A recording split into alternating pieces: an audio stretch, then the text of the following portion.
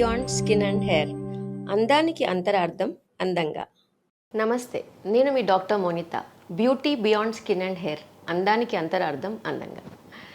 ఈ మధ్యకాలంలో నేను అయోధ్యకి వెళ్ళొచ్చానండి.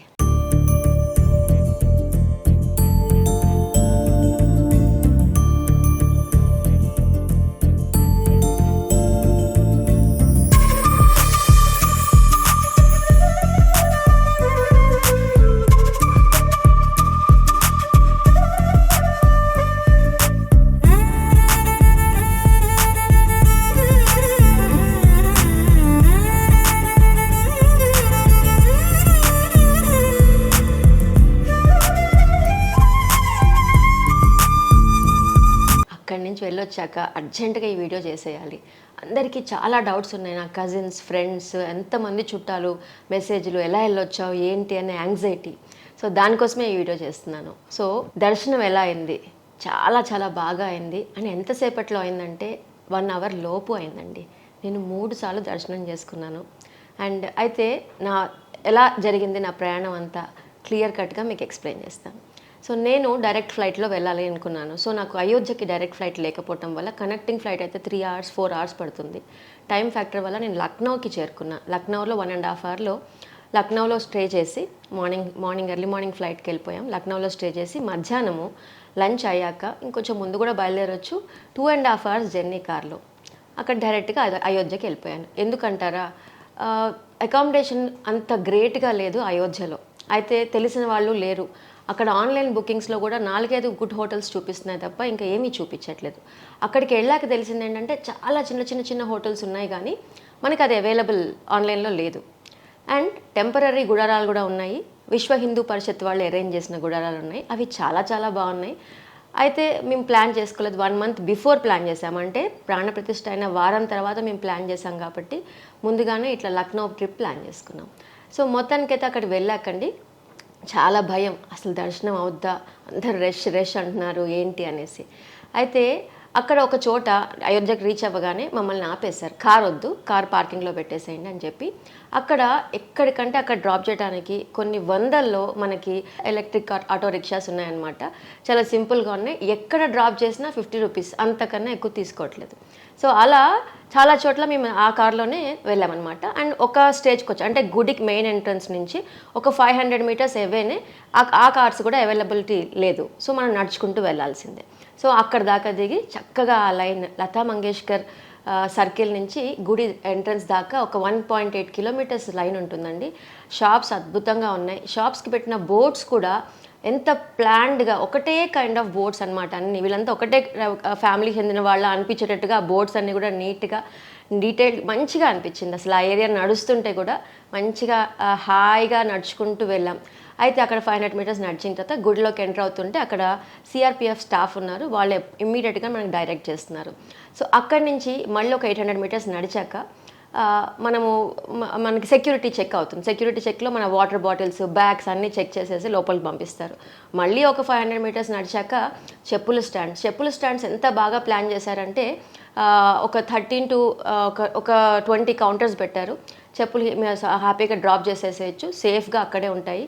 తర్వాత మన లాకర్స్లో మన బ్యాగ్స్, మన సెల్ ఫోన్స్, ఎందుకంటే చేతిలో ఏది లేకుండా మనం వెళ్ళాలనే ఉద్దేశంతో లాకర్స్ కూడా అద్భుతంగా అరేంజ్ చేశారు. చాలా మల్టిపుల్ సిస్టమ్స్ ఉన్నాయి.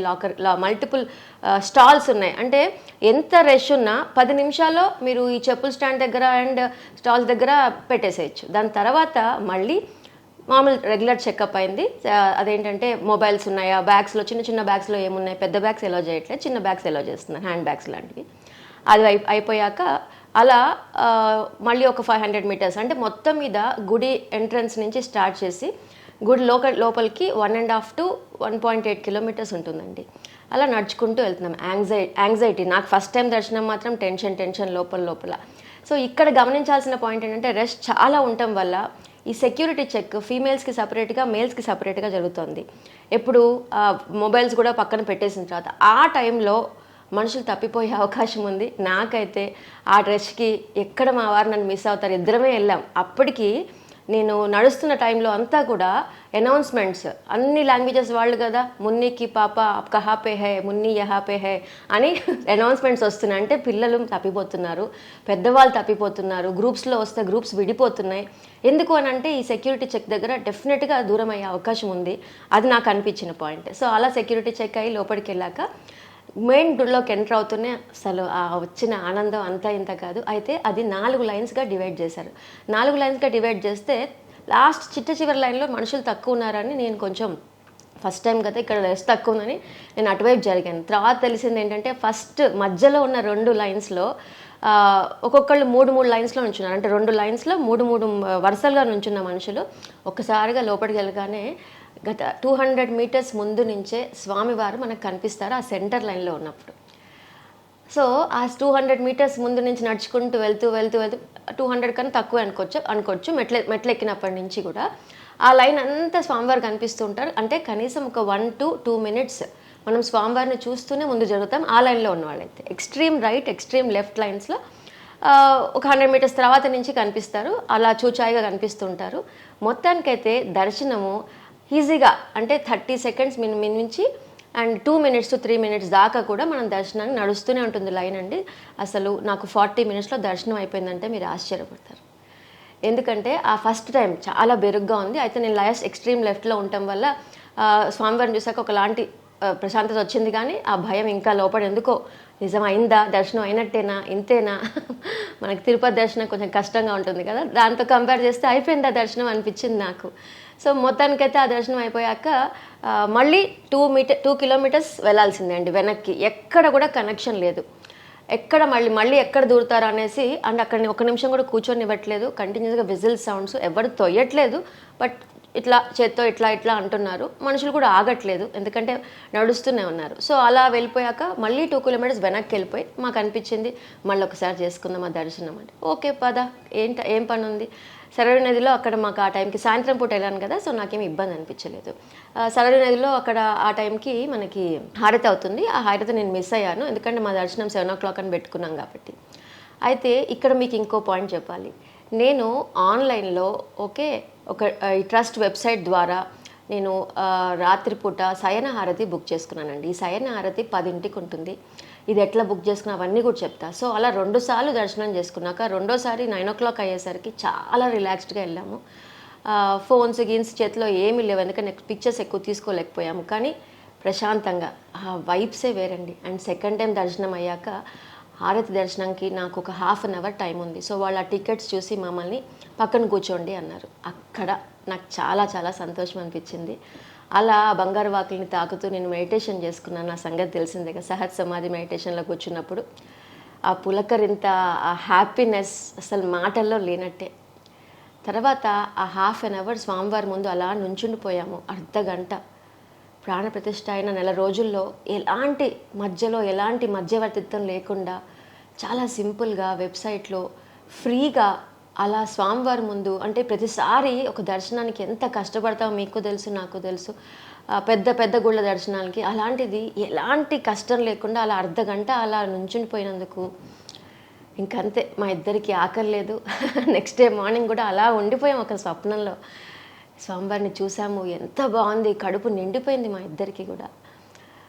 అలా దర్శనం అంతా అయిపోయి వెనక్కి వచ్చాము. మంచిగా 1/2 hour అక్కడే ఉండి హారతి తీసుకొని ప్రసాదాన్ని తీసుకొని బ్యాక్ వచ్చాము. అలా 3 సార్లు దర్శనం చేసుకున్నాం. నా ఫ్రెండ్స్ కూడా 2-3 అదే టైంలో ఉన్నప్పుడు వాళ్ళు నెక్స్ట్ డే మార్నింగ్ కూడా ఉంటాం. మేము లక్నోలో ఉండటం వల్ల బ్యాక్ జర్నీ చేసేసామండి.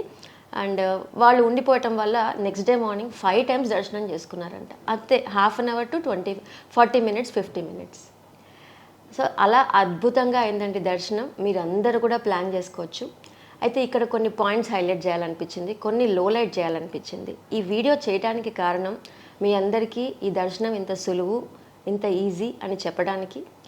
రెండోది, రామ జన్మభూమి తీర్థక్షేత్ర ట్రస్ట్ వాళ్ళకి కొన్ని విన్నపాలు చెప్పాలి, యాజ్ ఎ కామన్ పర్సన్ చెప్పాలి నాకు అనిపించింది. సో ఆ పాయింట్ అంటే ఈ పాయింట్ ఆ ట్రస్ట్కి రీచ్ అయ్యేదాకా ఈ వీడియోని షేర్ చేయండి అని అడుగుతున్నాను. ఎందుకు అనంటే ఈ సిస్టమ్ ఆఫ్ ఈ 200 meters నుంచి భగవంతుని చూడటము, ధర్మ దర్శనం లైన్లో ఇన్నిసార్లు దర్శనం చేసుకోవటము అన్నది చాలా చాలా హ్యాపీయెస్ట్ థింగ్. షిరిడీకి వెళ్తే చేసుకుంటాం కదా, ఎన్నిసార్లైనా చేసుకుంటాం. ఎందుకంటే ఇంత దూరం నుంచి వచ్చాక ఒక 30 సెకండ్స్ 1 మినిట్ కూడా స్వామివారిని చూడకపోతే లోపలంతా బాధ వస్తుంది. ఓకే, సో ట్రస్ట్ వాళ్ళకి ఇదే చెప్తున్నాను, ధర్మ దర్శనం లైన్ని ఆపకండి. ధర్మ దర్శనం లైన్ ఇలానే కంటిన్యూ అవ్వండి. ఆ మధ్యలో 2 లైన్స్లో పెడతారా, ఎలా పెడతారో, బట్ కంటిన్యూస్గా లైన్ నడుస్తూనే ఉంది. పొద్దున్న 4-5 నుంచి స్టార్ట్ అయ్యి రాత్రి 10 దాకా ఆ హారతి ముందు వరకు కూడా ధర్మ దర్శనం లైన్ని మధ్యలో ఒక 5 మినిట్స్ 2 మినిట్స్ బ్రేక్ ఇస్తున్నారేమో కానీ ఆపుతున్నారు అక్కడక్కడ కానీ, బట్ ఎక్కడ ఆపకుండా నడుస్తుందండి ఆ లైన్. అందువల్ల మనం ఎన్నిసార్లైనా దర్శనం చేసుకోవచ్చు. ప్లీజ్ ఆ ధర్మ దర్శనం లైన్ని డిస్టర్బ్ చేయకుండా మీరు రేపటి రోజున ఆన్లైన్లో డబ్బులు పెడదాం అనుకుంటే కూడా దానికి సపరేట్ లైన్, సపరేట్ ఎంట్రన్స్ పెట్టండి. At the same time VIP line కూడా మీరు సపరేట్గా పెట్టి ఎవరిని కూడా ధర్మదర్శనాన్ని ఆపకుండా విఐపీ దర్శనం కూడా ఇవ్వచ్చు. అక్కడ ఆ సిస్టమ్ ఉంది. నాకు అనిపించింది అక్కడ కూర్చొని అబ్జర్వ్ చేస్తున్నప్పుడు, విఐపీలు ఇట్లా వచ్చి ఇట్లా వెళ్ళిపోతే అయిపోతుంది కదా అని అనిపించింది. ఇంకొక పాయింట్ హైలైట్ చేయాల్సింది, నేను సాయంత్రం వచ్చాను, అక్కడ ఎండ లేదు. బట్ మార్నింగ్ నా ఫ్రెండ్స్ వెళ్ళినప్పుడు చెప్పారు బాగా ఎండ ఉండింది, కాళ్ళు కాలాయి, కింద పట్టాలు వేశారు. సో ఆ ధర్మదర్శనంలో షెడ్స్ ఒకటి వేయించండి, వచ్చేది సమ్మర్. షెడ్స్ ఒకటి, వాటర్ అవైలబిలిటీ, వాష్రూమ్ అవైలబిలిటీ, ఈ 2 కూడా దర్శనం మొత్తం అయిపోయాక లాస్ట్కి ఉన్నాయి. అండ్ వాష్రూమ్స్ కూడా అంత పాపులేషన్కి 10 కన్నా ఎక్కువ లేవు ఆడవాళ్ళ వాష్రూమ్స్లో. వాటర్ కూడా ఒకచోట అవైలబిలిటీ ఉంది. సో ఈ 2 పాయింట్స్ మీరు మాకు ఏమీ ఇవ్వక్కర్లేదండి, అందరు విరాళాలు ఇస్తారు, ఖచ్చితంగా ఇస్తారు. ఒకవేళ మీరు పెట్టిన అమౌంట్ ధర్మదర్శనం లైన్ అది కంటిన్యూ చేస్తూనే సపరేట్గా ఇంకో లైన్ అరేంజ్ చేయండి. మాకు కాస్త నీడ, వాటర్, వాష్రూమ్ సిస్టమ్, ఈ 3 అరేంజ్ చేసేసి ఈ దర్శనాన్ని మాత్రం డిస్టర్బ్ చేయకండి. ఇంకొక మెయిన్ పాయింట్ చెప్పాలనిపించింది ఏంటంటే, అక్కడ చూసినా నాకు ఫొటోస్ తీసుకోవాలనిపించింది. నాకు ఫొటోస్ అంటే చాలా ఇష్టం. మొబైల్ చేతిలో లేదు, ఓకే సరే లేదు, బట్ అక్కడ లోపలికి వెళ్ళాను, అది నాకు ఒక గుర్తు రావాలి. సో అక్కడ ఏమైందంటే పోలీస్ వాళ్ళకి, సిఆర్పిఎఫ్ వాళ్ళకి వాళ్ళ మొబైల్స్ ఉన్నాయండి. వాళ్ళు విచ్చలవిడిగా ఫోన్ మాట్లాడుతున్నారు, విచ్చలవిడిగా ఫోన్లు తీస్తున్నారు, ఫొటోస్ కూడా. సో అది బాధ అనిపిస్తుంది. లోపల హారతి టైంలో మీరు నమ్మరు, మేము తప్ప, అంటే ఒక కామన్ మ్యాన్ ఆన్లైన్లో టికెట్ బుక్ చేసుకున్న ఫ్యామిలీస్ తప్ప మిగతా వాళ్ళంతా పోలీసులు, సిఆర్పిఎఫ్ స్టాఫ్, విఐపీలు చాలామంది కంటిన్యూస్గా ఫొటోస్, వీడియోస్ తీస్తూనే ఉన్నారు. ఇది ఎంతవరకు న్యాయం నాకు అర్థం కాలేదు. రూల్ అందరికీ కదా. నేను బయటకు వచ్చి చూశాక ఒక పోలీస్ అయినా సిఆర్పిఎఫ్ ఎవరో మొత్తానికైతే బూట్లతో తిరుగుతున్నాడు గుడిలో. ఇది కూడా నాకు అస్సలు నచ్చని పాయింట్ అండి. మీరు వాళ్ళు పోలీసులు అయితే ఏంటి, ఏదైతే ఏంటి, గుడి ప్రాంగణంలో చెప్పులు ఎందుకు ఉండాలండి, షూస్ ఎందుకు ఉండాలి, ఫోన్స్ ఎందుకు ఉండాలి, అందరికీ వాకీటాకీలు చేతిలో ఉన్నప్పుడు ఫోన్స్ ఎందుకు ఉండాలి? సరే నెల అయింది, కానీ ఈ సిస్టమ్ని మీరు ఇప్పుడు లాక్ చేయకపోతే ఎప్పటికీ కూడా ఇది కంటిన్యూ అవుతే మంచిగా ఉండదండి. ట్రస్ట్ వాళ్ళకి మళ్ళీ విన్నపం చేసుకుంటున్నాను, రూల్ ఫర్ ఎవ్రీవన్, విఐపీ అయినా, కామన్ మ్యాన్ అయినా, పోలీస్ అయినా, ఎవరైనా ఎలా పడితే అలా వీడియోస్. అందుకే నేను బయటకు వచ్చాక నాకు ఆ గుర్తు ఉండాలని ఒక పోలీస్ ఆయన్ని రిక్వెస్ట్ చేసుకొని నాకు ఒక ఫోటో తీయండి, బయట వైపుకి వచ్చాక ఫోటో తీయండి స్వామి సార్ అంటే, పాపం ఆయన తీసాక డబ్బులు అంటే ఇవ్వాలనిపిస్తుంది మనకి. అలాంటి ప్లీజ్ డోంట్ టేక్. డబ్బుల విషయంలో చాలా బాగున్నారండి అక్కడ జనం అంతా కూడా, అది కూడా ఎక్స్ప్లెయిన్ చేసి చెప్తాను మీకు. ఆయన ఏం చేశాడు, మా ఫోటోతో పాటు ఆయన తీసిన ఫొటోస్ అన్ని మాకు పంపించారండి. ఆ ఫొటోస్ మీతో కూడా షేర్ చేస్తా. అంటే గుడి ప్రాంగణంలో స్వామివారిని ఎంత బాగా వాళ్ళు ఫోటోలు తీస్తున్నారంటే, అది అలా ఎలా తీయగలుగుతారు, అలా ఎలా తీయనిస్తున్నారు. ఈ విషయంలో మీరు సీరియస్గా ఆలోచించాల్సిన పాయింట్, ఈ ఫోన్, మొబైల్స్ అందరికీ స్మార్ట్ ఫోన్స్ కాకుండా మామూలు ఫోన్స్ ఇవ్వండి కనెక్షన్ కోసం. వాకీటాకీలు ఎట్లాగో ఉన్నాయి. సో బహుశా తర్వాత స్ట్రిక్ట్ అవుతుందనేమో, కానీ మాకు ఈ ఆన్లైన్ ఆరతి ఎట్లా బుక్ చేసుకున్నామో చెప్తాను, దాంతోపాటు ఇంకో పాయింట్ చెప్తాను. సో ఈ ఆన్లైన్ ఆరతి దాదాపు 20 రోజుల ముందు నుంచి రకరకాల ఫేక్ వెబ్సైట్స్ ఉన్నాయండి. నేను మీకు రియల్ వెబ్సైట్ లింక్ పంపిస్తాను, చూడండి కింద డిస్క్రిప్షన్లో. సో ఈ వెబ్సైట్లోకి వెళ్ళిన తర్వాత మేము రెగ్యులర్గా చెక్ చేస్తుంటే 15 రోజుల నుంచి 20 రోజుల ముందే మనము మన డేట్ని ఫిక్స్ చేసుకొని రాత్రి మనము బుక్ చేసుకోవచ్చు. అయితే ఎలా స్టార్ట్ ఉందంటే, రాత్రి midnight 12 o'clockకి ఆ వెబ్సైట్ ఓపెన్ అవుతుంది. 12:05 కల్లా 20 టికెట్లు మాత్రమే అవైలబుల్ చేశారు. మార్నింగ్ 4:00 ఆరతి, రాత్రి 10కి ఆరతి. ఈ రెండింటికి కూడా 20 టికెట్సే ఆన్లైన్లో పోస్ట్ చేశారు. అది ఇమ్మీడియట్గా 5 నిమిషాల్లో అయిపోతుంది. సో అలా ఒక 10 రోజులు మేము అబ్జర్వ్ చేసుకున్నాక so we both are ready. ఆ 12:00 టైంకి మేము ఆధార్ కార్డ్స్ పెట్టుకొని అలా కూర్చుని ఉన్నాం. మొబైల్లో చేయాలా, ల్యాప్టాప్లో చేయాలని 2 రెడీ పెట్టుకున్నాం. అక్కడ ల్యాప్టాప్లో యాక్సెప్ట్ చేయలేదు. ఎందుకు అంటే మనం పిక్ తీయాలి, అప్పటికప్పుడు పిక్ తీయాలి. సో దర్శనానికి వెళ్ళాల్సిన వాళ్ళందరూ వాళ్ళ ఆధార్ కార్డ్స్ అండ్ మనుషులు కూడా అక్కడ నుంచొని వాళ్ళ పిక్చర్స్ అక్కడ ఇమీడియట్గా తీసుకుంటుంది. అలా 5 నిమిషాల్లో 20 టికెట్స్ అయిపోతున్నాయి. ఎంతసేపు అండి టికెట్స్? ఎప్పటి రోజున పెంచుతారేమో తెలీదు, బట్ 5 నిమిషాల్లో టికెట్స్ అయిపోయాయి. అలా మేము ఫిబ్రవరి మంత్ ఎండ్లో మేము దర్శనం బుక్ చేసుకున్నాం. అండ్ చేసుకున్నప్పుడు వాళ్ళు నెక్స్ట్ డే మళ్ళీ 6:00 5:00 టైంకో మీరు ఆరతికి వస్తున్నారా లేదా అని ఒక మళ్ళీ అంటే కొంతమంది చేసుకుంటారు, వెళ్ళలేకపోతారు కదా, కన్ఫర్మేషన్ సాయంత్రం 6:00 కన్ఫర్మేషన్ కూడా చేసుకుంటారు. సో దట్ వాళ్ళు ఇంకోళ్ళకి ప్లేస్ ఇస్తారేమో. బట్ 20 పీపుల్ ఎందుకు పెట్టారంటే బహుశా విఐపీలు అండ్ నేను చెప్పా కదా ఈ పోలీస్ వాళ్ళు, సో మచ్ సిఆర్పిఎఫ్ స్టాఫ్ వాళ్ళ ఫ్యామిలీస్ అన్నీ కూడా ఆ రోజు బుక్ చేసుకుని 20 మంది అయినా అక్కడ 100 మంది ఉన్నారు. అండ్ కొంతమంది నార్మల్ భక్తులు కూడా ఆరతి టైంకి నార్మల్ దర్శనానికి వచ్చి లోపల ఉండిపోయారు టికెట్ లేకపోయినా కూడా. అది జరుగుతూనే ఉంటుంది. ఏది జరిగినా అండి భక్తి వల్లనే ఈ పొరపాట్లు కూడా జరుగుతున్నాయి. కానీ మీరు స్ట్రిక్ట్గా ఉంటే కనుక ఇంకా బాగుంటుందన్న ఉద్దేశం తప్ప ఇది కంప్లైంట్ లాగా కాదు. ఎవరికైనా స్వామివారి మీద ఉన్న విపరీతమైన భక్తి వల్లనే అలా అందరికీ దర్శనాలు, విఐపీలు ఎవరైనా కానీ అందరం బోల్డ్ భక్తితో అక్కడికి వస్తున్నాం, బోల్డ్ సంతోషంతో వస్తున్నాం, సంతోషంతో వెళ్తున్నాం. మీరు ఏర్పాటు చేసిన ఆ పద్ధతి వల్ల గుడి ఎంత అందంగా ఉందంటే అసలు ఇంకా వర్ణనాతీతం. చెప్తున్నా కదా, కడుపు నిండిపోయింది ఆ రోజు. ఇవి నేను ట్రస్ట్ వాళ్ళకి చెప్పాలనుకున్న పాయింట్స్ ఈ వీడియో ద్వారా. ఇది పక్కన పెడితే గుడి ప్రాంగణంలో అక్కడ చాలా నడక ఉంది కాబట్టి బోల్డ్ అంతా క్రౌడ్ మేనేజ్మెంట్ అవుతుంది. ఎందుకంటే చాలా లైన్స్ ప్రకారంగా, పద్ధతి ప్రకారంగా ఎక్కడికక్కడ ఉంటుంది. అయితే అదర్ దాన్ గుడి మెయిన్గా ఆంజనేయ స్వామి టెంపుల్ దగ్గర కానీ, సరయూ నది దగ్గర కానీ అక్కడ క్రౌడ్ మేనేజ్మెంట్ లేదు. చాలా కుప్పలుగా మనుషులు వెళ్ళిపోతున్నారు. పర్లేదు, ఇంకా అది కూడా నాకు తెలిసి సెట్ అవుతుంది. అది పెద్ద పాయింట్ కాదు. అంటే బయట క్రౌడ్ ఎక్కువ కనిపించేసరికి మనకి ఫొటోస్లో ఎక్కడ ఈ సిస్టమేటిక్ క్రౌడ్ కనిపించకపోయేసరికి దర్శనం కష్టమేమో అనుకుంటున్నాం కదా, కానీ దర్శనం చాలా ఈజీ. మంచి హోటల్స్ రాబోతున్నాయి. అయితే వెదర్ గురించి చెప్పాలి. ఇక్కడ జనవరి అండ్ ఫిబ్రవరి టైంలో చాలా చలి ఉంటుందంట. మాకైతే రాత్రి చాలా చలేసింది. మార్చ్ మిడ్ వరకు అలా ఉండి మార్చ్ నుంచి లైట్గా ఎండలు స్టార్ట్ అయ్యి మే, జూన్, జూలై చాలా ఎండలు ఉంటాయంట అయోధ్య ఏరియాలో. సో వచ్చేది సమ్మర్. మీరు ప్లాన్ చేసుకుంటే కనుక జాగ్రత్త వహించి summer point of view plan చేసుకోండి. తర్వాత మళ్ళీ ఆగస్ట్ నుంచి వర్షాలు ఉంటాయి. సో వెదర్ కంఫర్టబుల్గా ఉంటుంది.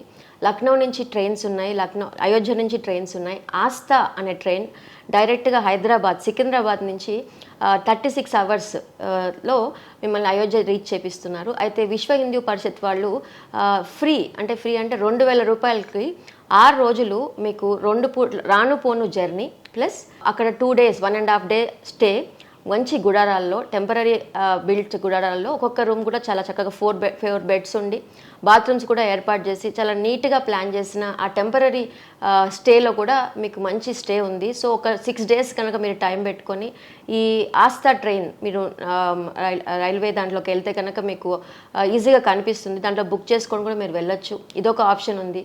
లేదనంటే ఫ్లైట్స్లో పట్టుకొని వెళ్ళొచ్చు. ఏ విధంగా అయినా వెళ్ళొచ్చండి. సో వచ్చేది సమ్మర్. జాగ్రత్తగా ఫ్యామిలీస్తో ప్లాన్ చేసుకోండి. సర్వే జన సుఖినో భవంతు, లోకా సమస్త సుఖినో భవంతు. శ్రీరామ రామ రామేతి రమే రామే మనోరమే సహస్రనామ తత్తుల్యం రామనామ వరాననే.